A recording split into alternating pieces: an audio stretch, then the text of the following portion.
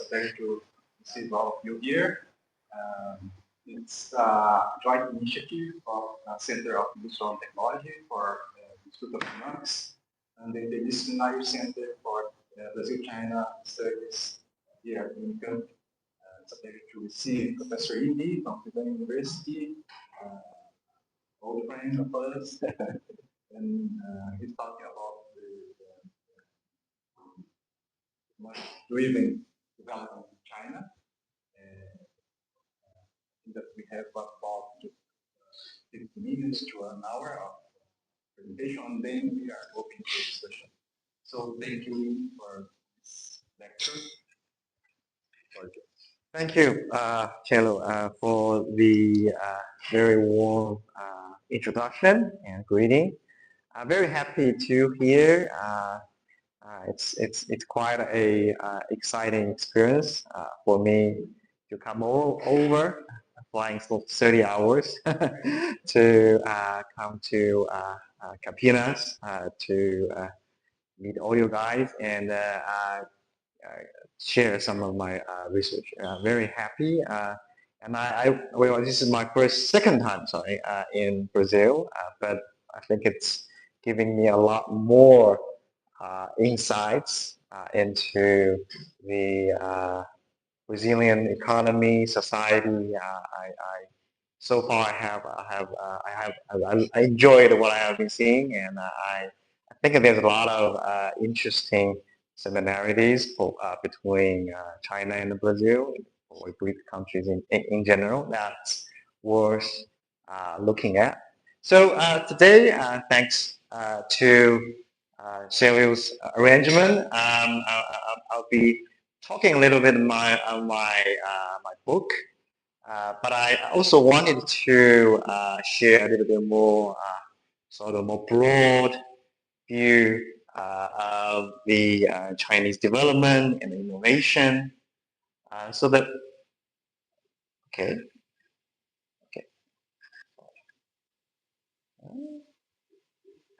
So yeah, this is the book I wrote and I published in 2022. It's called China's Drive for the Technological Frontier. Basically, I'm trying to looking at indigenous innovation in China by looking at the historical process, but as well as some of the field industry studies in telecom, looking at Huawei, and also looking at semiconductor, who turns out to be a case that's now getting a lot of attention. So last year, there's this report by an American think tank called the Institute Information Technology and Innovation Foundation. They wrote a report for China is rapidly becoming a leading innovator in advanced industries, and they have quote me heavily. Basically, I think it's a very interesting time for people to be thinking about China's development and innovation. When I was writing the book, it's only 3-4 years ago. I think I have to spend a lot of time in the book to trying to clarify that what China is doing is actually innovation. Even at that point, not a lot of people believe that, but I think it has changed a lot. So it will be interesting, but I probably do not want to repeat a lot of my arguments, but we could perhaps using today's opportunity to give a deeper view or more broader view of the Chinese industry. Again, I wanted to start this, which as I did last time, is since we have a little bit different audience. So what is the first thing I want to ask this question to you guys that comes to mind when you think of innovation in China? Anyone? Or do you think there's nothing there?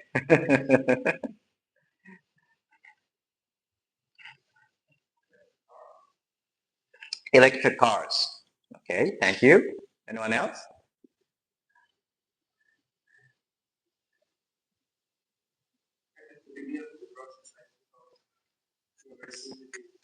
Okay. Okay. Well, okay. So that's certainly a educated and very academic answer. Well, any country, right, have, when they started development, so they have to learn from somewhere, right? Reverse engineering tend to be a very important process in in China, in South Korea, in Japan, but surprisingly, the United States have had that process in the 18th century. No one else? Okay. Well, probably something more interesting. Alan, so this is we call it dancing robot. So basically, every year there's a big holiday not only in China but in the whole Chinese society called the Spring Festival or the Chinese New Year across the globe. Within China, the government will hold a huge gala called Spring Festival Gala, and it's broadcasted all over the country. So this year, one of the big things here is they're having the robots to performing the dancing. Basically, this is some of the most advanced robots you can see anywhere in the world, and we blend that into some very traditional culture. Another example, I don't know if you have been this before. This is a solar farm, okay? But it's put it in a very cute shape, in a panda, right? I think it was very Chinese. Okay, so now over the last decade, basically, China is adding more renewable energy capacities. It's accounting for I think more than 40% of the growth, more than U.S., EU, India, which materialized if you had a chance to the northwest part of China, where it used to be huge desert, and now are full of solar farms. Some of them are larger, some of them are smaller, and some of them are cuter, some of them are not. Okay.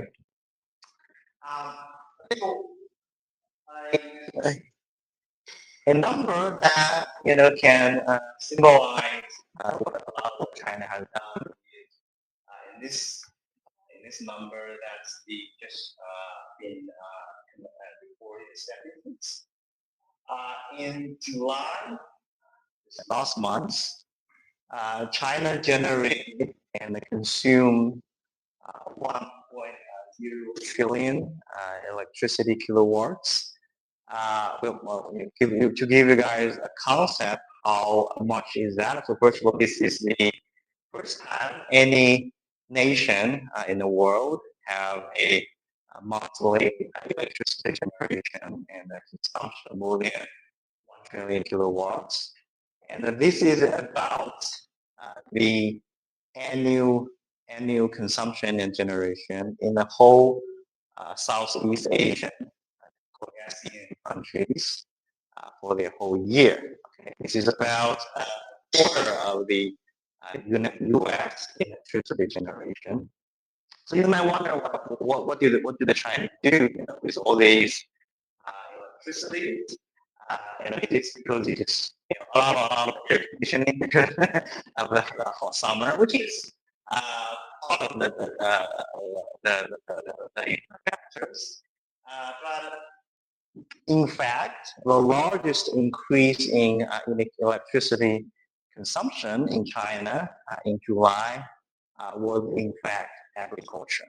Okay, and the that the electricity has been used to, during various conditions, basically, in the pumping waters, using temperatures, so on and so on, to ensure the production of the food security is not affected by the change.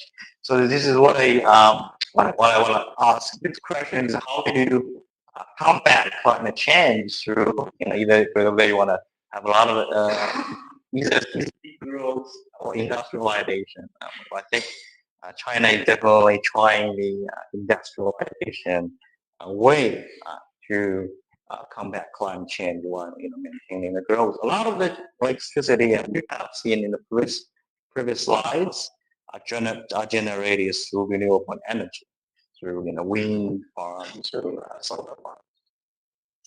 I always want to show this talk about innovation in China. What kind of companies you think about? So this is something think about 7, 8 years ago when I was started teaching.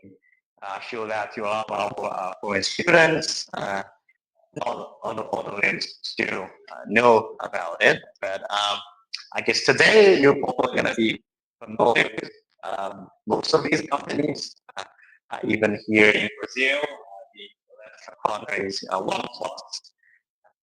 OnePlus is a very well sold Chinese phone. Actually, it's a sub brand of a Chinese phone company called Oppo.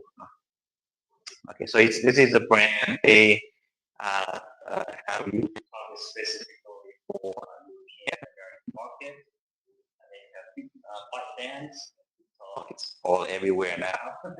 Xiaomi, you actually realize how big Xiaomi is here in Brazil. Correct me if I'm wrong. Alibaba, if you go to China, they're you basically now China is a cashless society. We don't use paper money. What we use phone to pay everything. Basically, there are two private companies control Chinese payment system. One is WeChat called Tencent. The other is Alipay by Alibaba and Huawei. I think you can probably you have seen a lot of that in China. So that's today. Okay, we probably maybe it can be a little bit accepted. There are some areas China now is become quite innovative and in the technology frontiers. But just going back a little bit, this is exactly a decade ago, in March 2014, a little bit more than a decade, from the Harvard Business Review. Supposedly it is important began business Bible for and it's for Western. I think to some extent world business. They have basically there was three Harvard Business School professors, Grammy, Kirby, and McFarlane. They had a tour in China, and when they went back to the U.S., they were very confident to write the piece for the why China cannot innovate.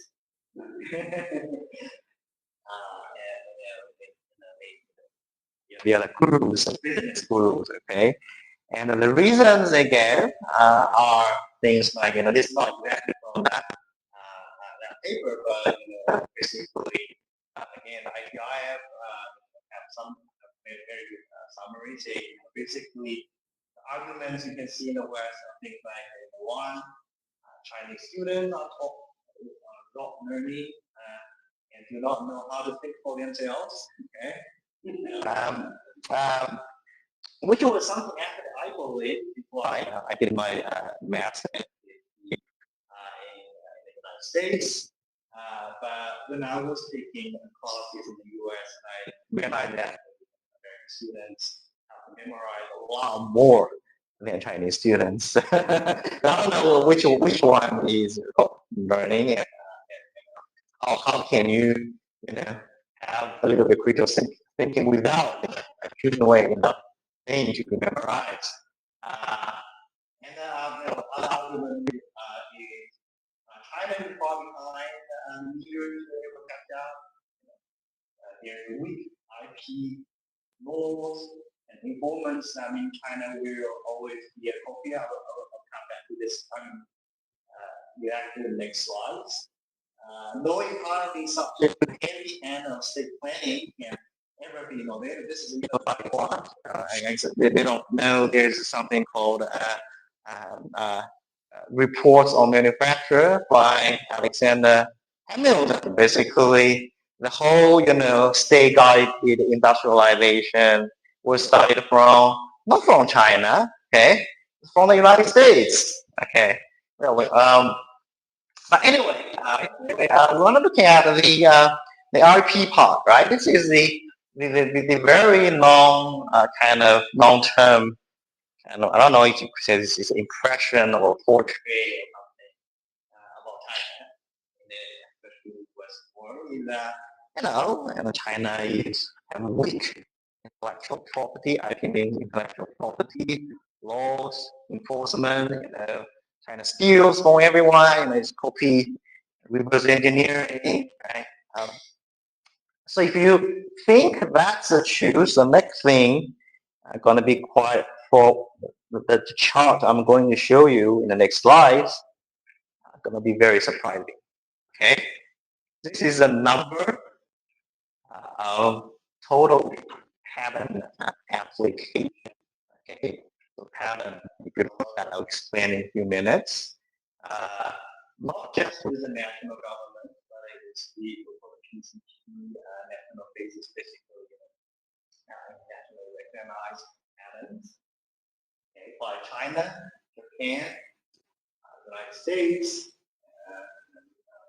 Korea, and Germany. Basically, the other four is probably the recognized industrial powers of the world. And you see that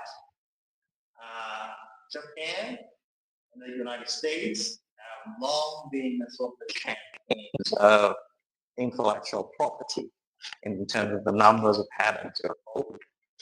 Okay, until not in 2025, not in 2020, until in early 2012. Okay, 10 years after that, people are still talking about it. There's very weak IP in China. China overtook the United States to become the largest patent applicants in the world, and that number one is a huge lead than anyone else. Okay, China is the only country that would have more than 1 million applications.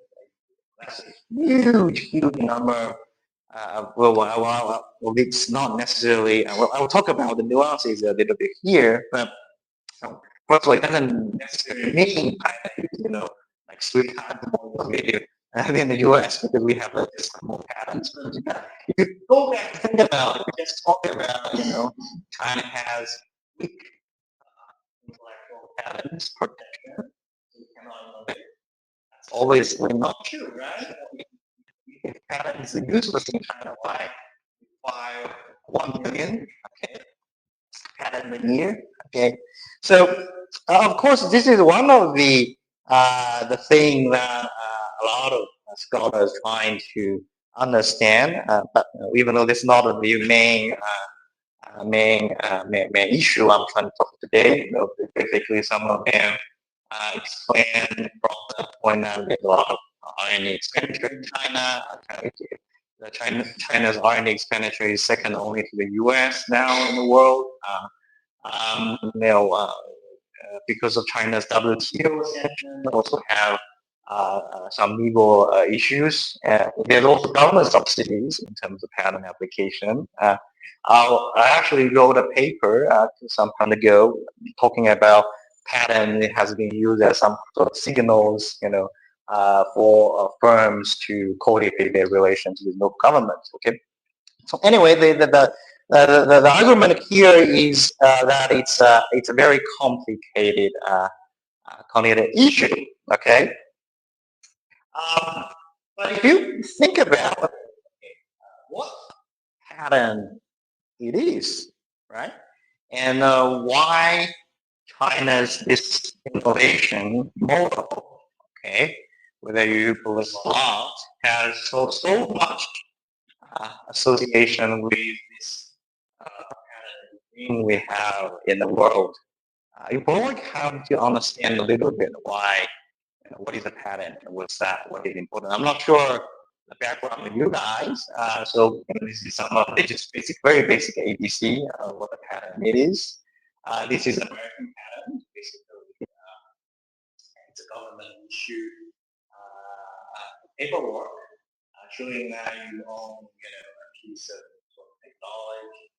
And then the interesting thing, you can see here that there's the inventors have to be person, but the owner of the patent or a assignee, okay, you Apple, Y, and C are usually corporations or organizations.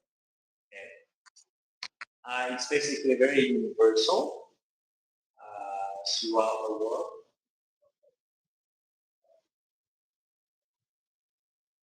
This is what a Chinese pattern looks like. I'm not going to understand the language, but the information are similar. And just in China, the government also gives a piece of colorful certificate.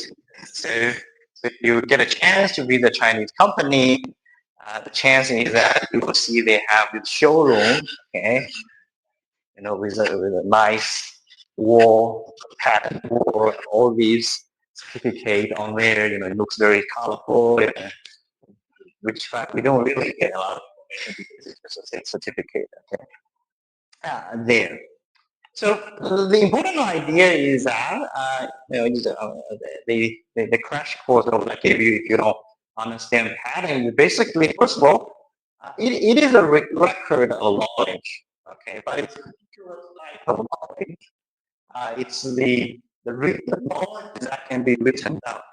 Okay, thinking about the things memorized, thinking about like a unit note, we can know. It's the codified information are important, but it's not always the most important one. I want to remind you. So, for example, the knowledge to swim, okay, in the river, or the knowledge you use to operate a machine. Okay, a lot of them are usually very hard to be described. Okay, these are what we call skills. So first of all, it's a representation of a particular type of knowledge. And the patent basically a government issued certificate or a legal rights for the patent holder to exclude any other people to benefit from that piece of knowledge. How valuable that knowledge is, nobody knows beforehand. Okay. So if you are familiar with sort of at least little bit Marxist political economy, or have some legal perspective, you can quickly recognize the patent is basically a piece of property rights.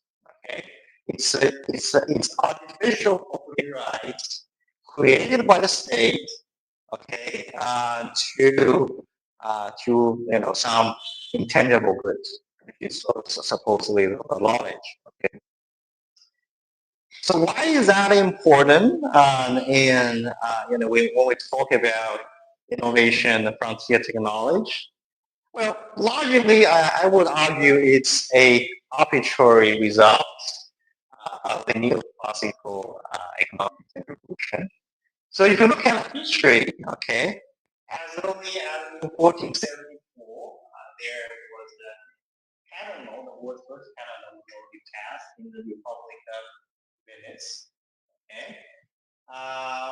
between 1474 and about 1790, some of the colonial, the European powers, Britain, France, U.S., all had their patent. The interesting thing is that until, okay, until the 1970s, 1980s, nobody really talked about patent, how is it important, okay? Patent has historically always been a privilege. The king, was granted to certain people, usually craftsmen, and sometimes other people. It has never been really emphasized in economics or even in the trade policy. Okay, I'll tell you more about this in a bit. It's basically there were two things, okay, that made patents suddenly important. One thing is in the 1980s, in the U.S., there were a lot of reforms. The reason was the U.S. industry at the point was under heavy competitive pressure from Japanese and Germany on automobile, on electronics. It was kind of a crisis mode in the U.S.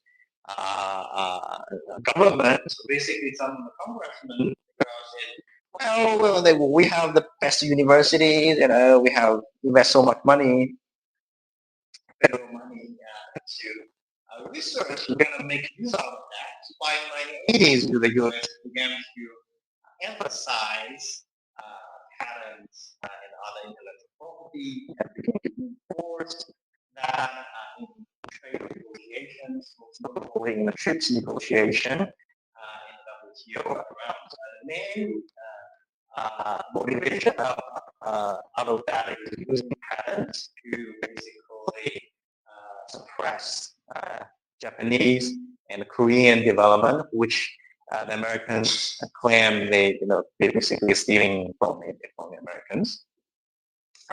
There's also at that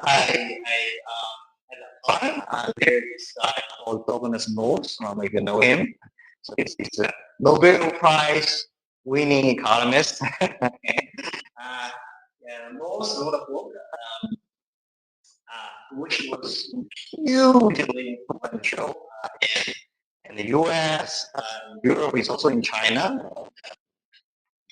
I'll tell you the reason why in a few minutes. I don't know how influential is him in Latin America, but one of his sort of like most well-known book was this one, The Rise of the Western World, A New Economic History. I don't know if you've ever read that. I mean, if you haven't, don't.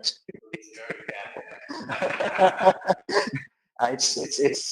It's very hard to read in terms of writing because his writing is really bad, and he basically throughout the book he had some assumption, or I mean, he just kind of tried to piece little evidence from their in the economic history trying to support him. In the 1990s, this book was considered really, really important. Why? Because most specifically said why there's an industrial revolution. Because, remember, look at here, in 1624, Great Britain has the first patent law in any other countries because innovation was protected as a property rights in Great Britain. So the Brits suddenly become a lot more innovative, okay, and they invent the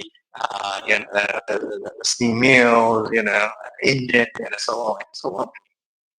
So basically, by the 1990s, it becomes sort of a mess, okay, and it has been enforced sort of globally through meetings like WTO, BRICS, and so on. You need to create intellectual property if you want to have innovation, okay? China had this patent law in 1984. And it was pretty late, but it was a part of the reform, basically.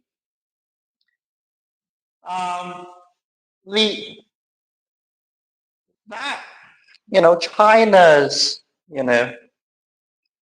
following up of the global pattern region is something actually quite extraordinary. Okay, if you're looking at from the point of view of development, especially on the global south. So this is the number of pattern application per capita. Okay. From the late 1990s to about now. Okay. So you can see that basically there are two types of countries. The one on top here, the solid line, are the high income countries. Okay. They, in general, have a lot of patents on capital base. Okay. And down here, there are two lines. One is low income, the other lower middle income countries. They barely have any patents. Okay. All over here, the line that's rapidly ascending, that, 20 years ago, it was at a low income country level. Now it's probably more than a lot of high income country, is China. Okay. So what does that mean? Okay, what tells us about China's innovation model? So I showed this picture to a lot of different people. They really have very different opinions. The Americans or the Western economists, well, that just means China has been a rich country for a long time, which is absolutely absurd if you look at it on the ground, right? In 2000, China average, I can see firsthand, the living standard in even in Campilas is a lot higher than average Chinese even today. Okay. China large part is still the African country. Well, I was going to show you my interpretation. Okay, the interpretation is that China's innovation model, okay, has largely followed the sort of the rule, okay, set by the Americans and Europeans, okay, which is not necessarily, something that I'm proud of. It means China is contrary to a lot of what's being portrayed in the U.S., especially in the U.S. About China as being stealing technologies, Chinese breaking rules. I'm not actually sure. Okay, China is actually following the rules. The status quo power.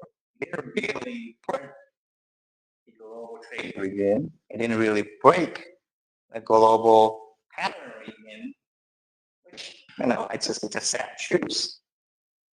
So that means that Chinese development is basically playing the free market playbook. It's probably nobody gonna believe that either, right? That's some Chinese economists are now arguing. Look, we didn't break any rules, we're just good students. So please accept us, US. Now basically American turn appears around. No, you're stealing from us. Now, actually, I think the whole thing I'm trying to show you here is that, that basically means the question is, how does China really develop, right? How does China really innovate, right? What can the lessons we learn from China use to reform the global system to make it more conducive to global south? And that's the question I'm trying to answer today. So, well, I'm just going back very quickly about some of the arguments that you see on the market now, especially in sort of mainstream academic or media work. So this is a a sort of a fairly new article. This is just in March 25 this year by this guy called Froman, who is the president of the Council on Foreign Relations, a very influential think tank in the U.S., which is China has already remade the international system. Well, he's basically saying in a way, it's not the way that it's to say basically they Roman, as many in the West, it's sort of arguing China is breaking the free trade regime that has been put in place, okay, to its own benefits, which is the thing that it didn't say. And how basically saying China has been achieved whatever it's achieving through unfair protectionist measures, through cheap labor, through suppressing energy, through what they call state capital, basically, government subsidies a lot.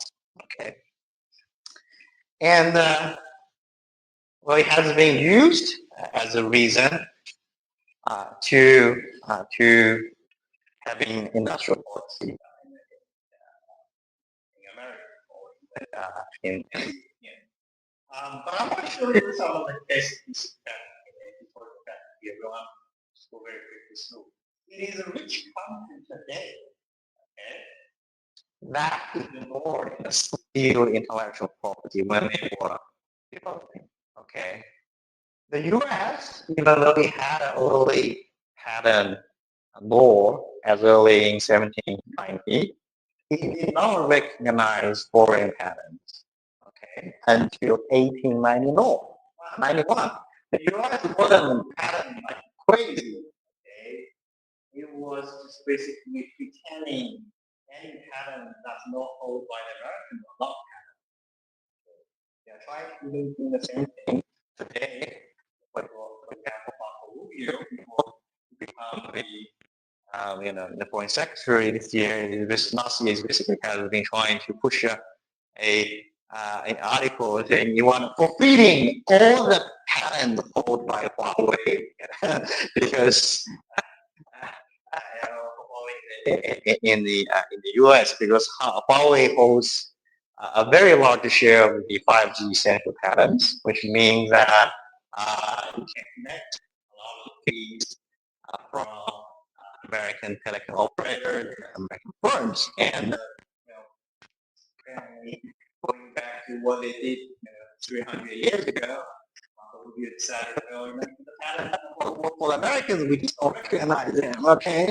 Which is a similar case for Germany, for Japan, for South Korea even.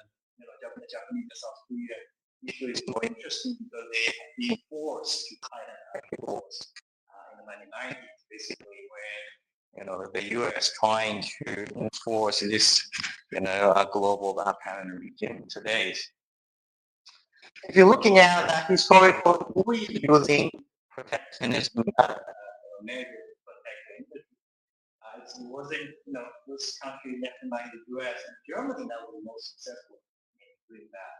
This is the U.S. average rate for the last 200 years. You can see even as early as the 1930s, the U.S. average tariff was something like 1960. We should pay attention to the year 1890. Okay, why?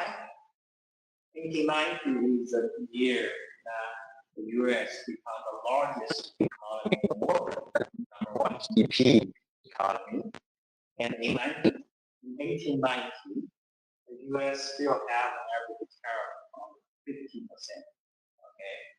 Okay, these are how you use protectionist measure to win the game, right? Win the game.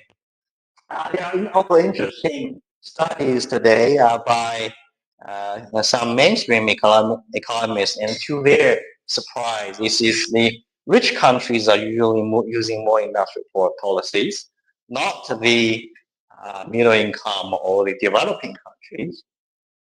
This is the average tariff comparing middle-income countries. This data of the World Bank. China's average tariff in 2016 was about 3%, which makes it one of the lowest in the world. Less than Russia, less than Mexico, India, even South Korea. It was already a rich country.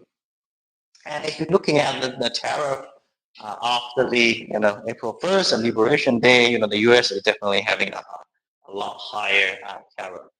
China is still being used as an excuse to practice embrace industrial policy, even though some of the most pronounced industrial policy expert in the U.S. saying that U.S. is not learning the right lesson from China. This is a guy, Tian Roderick, from Harvard School, Kennedy School. He says China's industrial policy is more than subsidies, which basically you have only subsidies in the Biden administration. He was known was the senior economist for trade in the Biden years. These are their slides. I just copied from him. He said the U.S. industrial policy is not earning the right lesson from China, and it will result in something bad happening. Something bad happening is happening right now. And I want to, so I have to talk about the context for so long. now I want to present a little bit about what I understand how China has developed its innovation capacity to come into the technology frontier. Okay, and it's very bizarre, context, right? A lot of liberalization in China, very open to trade, which doesn't seem to following a lot of work that we did. My basic understanding is that if you want to understand China, okay, always you need to understand its socialist system, okay, the socialist institution that still is fundamental in society. But somehow, and how the Chinese are able to, on the basis of the socialist economic system, to have the level of competitiveness, the level of dynamism usually only you see in a capitalist economy.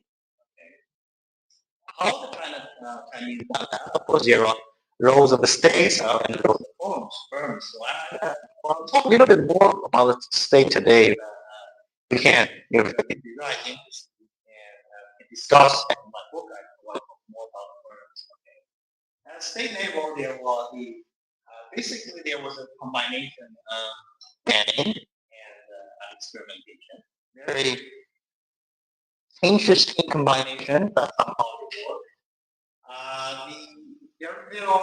Yes, there are a lot of government support in China, and as any countries in the world that trying to develop. Okay, probably the more interesting phenomenon in China, there are a lot of competition between governments, between the firms supporting the government that being acted as something to discipline the bureaucrats. And finally, because of the particular history that being shaped by especially the Communist Party, China has a very unique multi-structure. I call it multi-segregation that allowed one of the country was very open to foreign investment and foreign competition, but the domestic industry was able to grow, okay, and grow over a even state through with some of the natural protection they enjoy. That's basically my argument. Okay, well, I know I don't have a lot of time, so I'm just trying to be quick. So to understand that, first we need to have a little bit. I'm gonna give you like 2 minutes crash course on China's political system, especially sort of a lot of that is a legacy of what Mao Mao Zedong have choose strategically in the early years of the People's Republic. So first of all, China had until today a political system that's with a lot of local units. Okay, what does that mean? Okay, that means the, the reason for that is in the 1960s. Okay, 50s and 60s when China decided to follow the Soviet Union, to implement a central planning economy. Basically, Mao Zedong says, I don't trust the Soviets to, and I don't trust the bureaucrats to make a decision for everyone, just in the capital, okay? Mao Zedong says, I trust the people, whatever that what he means. In reality, what he does is, and that's when you find out it's the Great Leap Forward, the Cultural Revolution. That means in China, a complete central planning system that bureaucrats in Beijing, like the counterparts in Moscow, make decisions for everyone in the country. Never happened. Okay, the decision making is power has always been kept at a various local level. Okay, on provinces, each province is probably more acting like a small republic at the city level. Okay, the mayors have enormous power, which was goes to them. Okay, but China has always been a system that have a lot of local companies, cities, regions compete with each other. It's happening similarly in the U.S. Okay, I feel it's the same deal, right? But a little bit different from that is within that system, you maintain a lot of local agency. The Communist Party still maintains control through the personnel department. Okay, so it's basically you can think of that as the Communist Party is like a huge corporation. It has the human resource department. It's called the personnel department. Okay, keeping records of every bureaucratic, a very detailed records of your achievements, of your mistakes taken, and then that has been used as on the basis of promotion, okay, punishment. Now we got a system that has huge competition with it, but at the same time they have been forced to compete to fulfill the goal set by the general secretary. Okay. All right. So I know there's a lot of contradiction in there, and in different times, there are different emphasis, but this is basically how the system has been set up. Okay. If you understand that, it's a very important to understand about how policy works in China. And then in China, the Communist Party has a very strong emphasis on mass education. Everyone should get at least years. The 9-year compulsory education is supposed to be for everyone. That was a goal the government said after the 60s. Okay, which is very interesting when I compare that to India in the next slides. Because of mass education, because of the local initiatives, and also because they have been strong emphasis on the growth, for example, in the 1940s, with the Civil War, the Communist Party, and then the reforms giving land to the peasants. There was another land reform, basically in the 1980s, giving the lands from the connectives from the states to the peasants.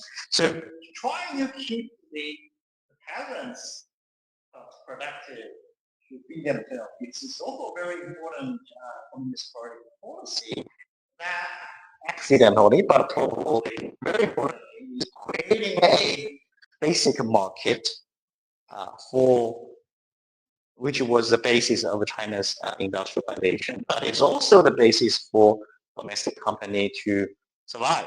Okay, So however the competition is fierce in China, the Chinese firm will always hold the market in the rural areas, in the relatively lower income parts, because the state can ensure, right, you have this kind of mass market resulted from mass education, from rural development and so on. So it's a very, angelic terrorism policy. Okay, so how does this play out? Just looking at China and India. Okay, India has always has not always have at least had a much better and developed higher education in China. Okay, they have more units, for example, in the 1980s. Okay, the higher education, India already have 2.5% of the population receiving higher education, while China is near 1%. Okay, so India has always been able to have, have a lot more highly educated, which means college graduates, that's excluding English, okay, than an average developing country. Okay, but that gives India the advantage to develop a service economy. Okay, to that's still very strong today. In contrast, China invests a lot more in this part, the lower income part, the poorest people part of the country. China had Chinese eliminated literacy, okay, basically by 2020. You can see that in 2080, China's illiterate rate is about 36% compared to 72.5. And that has been reduced very rapidly while in India. You can see we didn't really improve until into the 4 years, but still we have about half of the people are not literate. And it's only until the majority of the population are getting some education, China begins to develop with a higher education. The result is, okay, it's a country that's made for manufacturing. Okay, a lot of skilled labor with basic education, very disciplined from the government education system to work hard on the factory floor. So the system was geared towards manufacturing. Then you have the government who like to set long-term strategies, as known as some of the 50-year, even the shortest one, 5 years. Every organization that is public in China, including, for example, our university, they have to make 5-year plans. Over the summer, actually on Monday, my department was supposed to having a meeting to decide, collectively decide the goals for the next 5 years for our department. I was not to be here, so I don't have to go through a long debate. And that, that planning is also complemented by conscious experiments. Famous things, crossing the river by being installed.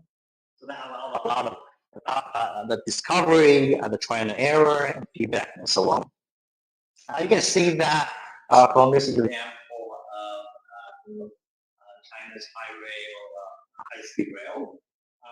Today, China has about, I think it's more than this, 50,000 kilometers of high-speed rails, more than the rest of the world combined. And it's very dense networks across the country, but that was only built in the 20 years. And actually, before that, there was actually in the first at least 5 years, there was all this experimentation. Okay, in 2008, there was the first line between Beijing and Tokyo, a few more, not 2009 and 2020. In 2011, there was actually a big accident in China, which creates a huge debate within the country that whether you should keep investing in high-speed railway. And then at a point, the minister of railway, there was a ministry of railway in China before 2012. The minister was charged for corruption because of the accident-related investigation. But then the government decided that, okay, from that accident, what did we learn? Okay, we learned that you have high security measures. Okay, you can't run this thing within this government. So in 2012, the government decided to abolish the Ministry of Railway, instead create a set of companies to invest and to build and operate the network. And after that, it's basically okay, construction. I'm just trying to using the example to show you how the process of planning and experimentation can go together. Okay. The other feature I'd like to talk about sort of agency and competition between the government and how that usually works in a way that government and local governments have to use whatever the way they see fit, okay, to support the goals, whether that's economic development, whether that's employment or high tech. So subsidy in China is really just a very small part in sort of in the agency in this sort of that local governments will really use. Okay? And the system that are there to make sure this competition doesn't result into too much waste or too much corruption. Of course, there are a lot of corruption in China. The government uses the money. Exactly, there are two types of competition. One is competition between bureaucrats within the Communist Party to get promoted, so they will have to make at least less mistakes. Okay, or cover them and this they have to. But there's something they cannot cover is that the money they invested in local firms, okay, have to stick to market competition, right? That's something you cannot just cover or just, or whitewashing, okay? Because the competition in Chinese market just cuts through, okay? Some of our technical here have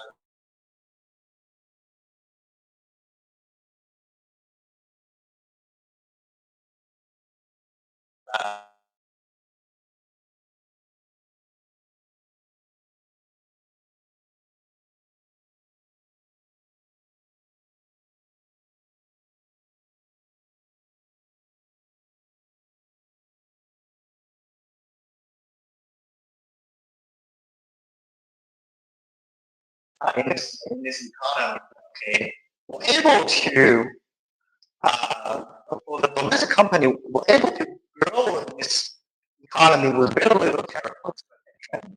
Okay, Americans just don't believe that. Okay, they basically say, you're just using non-trade barriers. The truth is that the Chinese market is very segregated. Okay, probably segregation, and in the American context, it's not a good term, but here what I'm trying to describe, basically the country's many tiers of consumption. Okay, the result was history. It was partly history, partly this is a large country.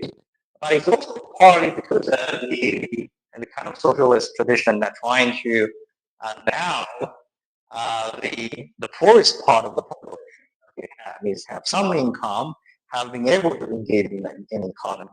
So in China, there's always sort of like a dual economy, to some extent, that you have the highest developed markets like Shanghai, like Beijing, that's high price, high quality, were usually are favored by multinational corporations. Okay, so you go to Shanghai, there are more McDonald's in New York, things like that. Okay, but then you have the rural market, but also more inland part of the country, that's a little bit of sort of lower income, and they are less concerned about quality. I don't know if you guys had experience with a Chinese bubble tea maker called a Mixue. Have you seen that? Like a very red. Okay, it's not yet in Brazil, but if you go to yes, even if you could go to Southeast Asia, it's like everywhere. Mixue now holds the largest number of franchise in the world. It has more franchise stores than McDonald's. Where did Mixue operate? Well, he started from China. Okay, he decided that uh, the poorest Chinese are entitled to enjoy bubble tea. Okay, with relatively good quality but a lot lower price. Okay, the Misha offers bubble tea freshly made on site for less than $1 per cup, which is about one third price than drink okay, and they were able to do that, not by just offering, not by cutting corners. What I'm saying. What Misha does is that it basically just have a vertical integrated structure. It offers like three to five kinds of bubble tea all over China, so you have a massive scale that nobody can compare. I think Misha is sort of like a more recent example. What happened a lot is that the Chinese local firms tend to start from this relatively lower quality but lower price segment, which multinational corporations do not want because it's not making enough money out of that. And then the domestic firms grow from the land trying to upgrade, while the multinationals trying to localize to reduce their costs to attract a more middle class consumer. What is usually happening is that competition is the most intense in the middle income market, and over the last 20 years, that market is the most fastest growing in China. Right, you have a lot of middle income. And usually what happens is that the domestic firms win. But there are also a lot of cases that foreigners were able to doing better. So for example, one of the market is the Peruvian cherry. It used to be like a very expensive import cherry. Okay, the fruit. It was really expensive here. Okay, now it's like everywhere. Like the most remote side of China, people would have a Chilean. I think it's a Chilean, not Peruvian. Chilean cherry. We were in during the festivals and so on, and there's nobody buying domestic cherries, which no, of course that's not that will be one of the yeah, you like it. One of the most obvious example of how a typical is one of China's dominant commerce company. It basically started from here. The stuff they were offering in the beginning are actually offering a channel for the farmers to directly sell their agricultural products to the to the national market, cutting short all the distributions in between that cut down the price. And then it moves up now, I buy iPhone from Pinduoduo because it's the cheapest price you can have. Even though, you're not supposed to buy, a $1,000 phone from a platform that's famous for selling knockoffs. Well, so in the end, in China business strategy, many people kind of summarize this as, I don't know, this is the writing actually again from Chairman Mao. Okay, Chairman Mao has a famous saying during the Chinese Revolution, is that the strategy for the Communist Party to succeed, whatever that's a war, against the Japanese, or the Civil War against the Comintern supported by the Americans, is that the CCP don't compete head to head with the Japanese or the Comintern in the cities. Because the CCP goes to the countryside, and they will eventually surround the city from the countryside. Okay, this has become, over the last 20 years, kind of become sort of like business Bible in China. And how are you going to succeed? You're going to follow Chairman Mao. Okay, this is what Huawei did. This is what Pinduoduo did.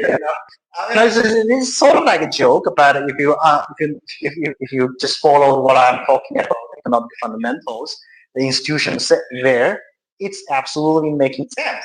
Okay, it's just a result of this long-term Chinese historical evolution in this economy, and how you can strategize outside that. So I'm basically finishing here. I think I'm taking too much time, so I will not go through the case of the EV. I'm just, say one thing about EV. Okay, so this is a car you probably never seen outside of China. Okay, but this is the best-selling EV in China. Okay, this is a mini EV. Okay, was rolled out by this company called Unicamp. Relatively small local company. It's the best-selling EV in China. It has, over the last 5 years, it sold 1.1 billion units. Okay, because it's cheap. It costs RMB 30,000 yuan, which is about $4,200. I think in terms of Brazilian currency, something around 24,000. What's the Brazilian currency unit? Real. Yeah, it's about 24,000 real. So think about it, buy a car for 24,000. This is not a result of subsidy. You can see that. Okay. Just small, affordable, suitable for a lot of the scenarios, for especially popular in countryside and small towns. Okay. So I'm gonna skip these a bit. Okay.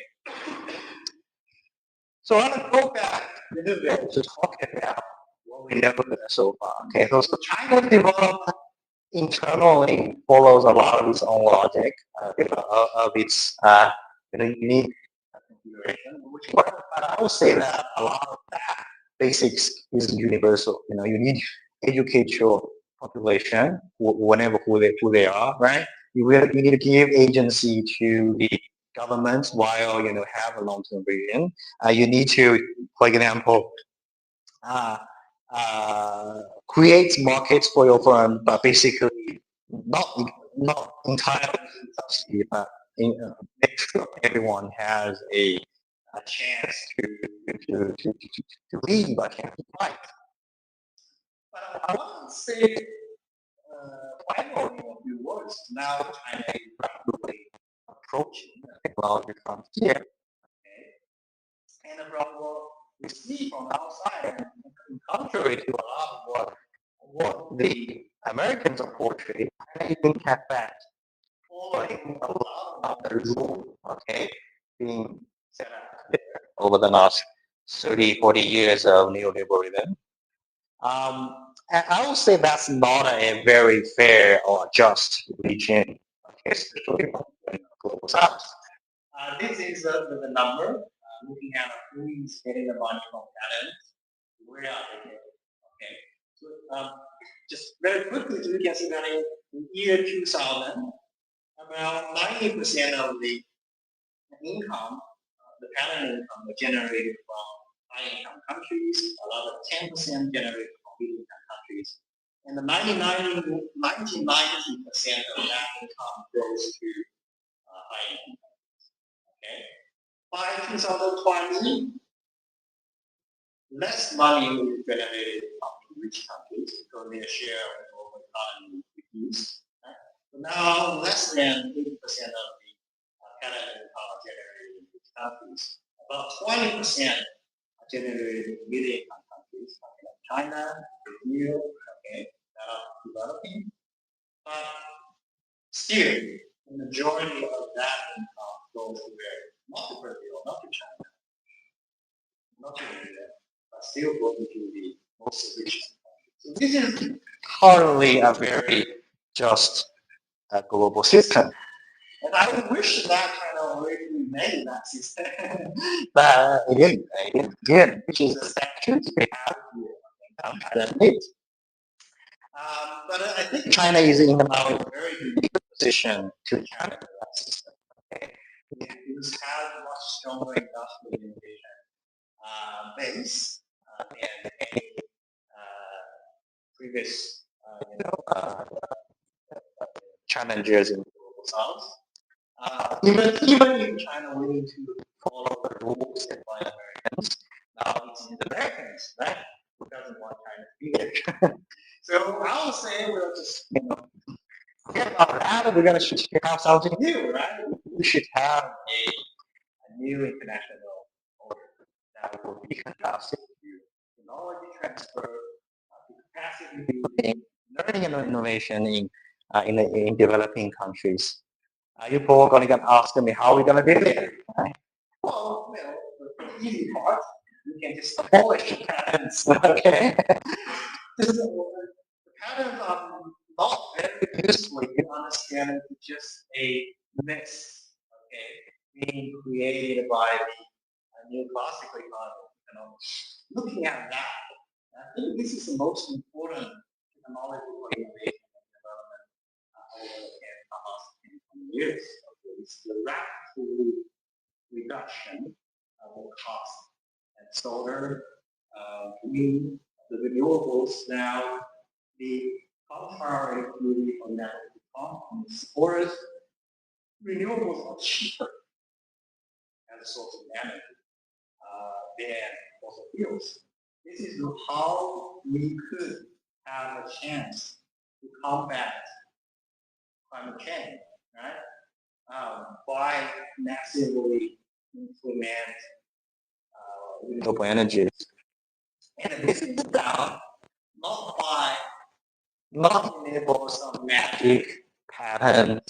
Okay, American, the Japanese hold most pattern in the 1990s, but they weren't able to scale up and innovate to make the technology usable. Okay, the Chinese have done that over the last 10 or 15, 20 years, basically by a lot of investment, a lot of learning, okay, a lot of the innovation on the factory floor.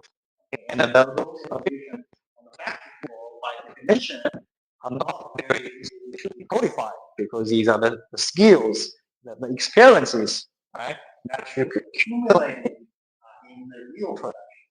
So, while I was saying that will be those who are focused system, although it doesn't really make that much difference in the sort of non-share prosperity of the developing countries, certainly, and then the whole humankind together. That will be what I'm trying to, the story I'm trying to tell today. Thank you very much for the for your attention. I've probably taken too long. Thank you very much.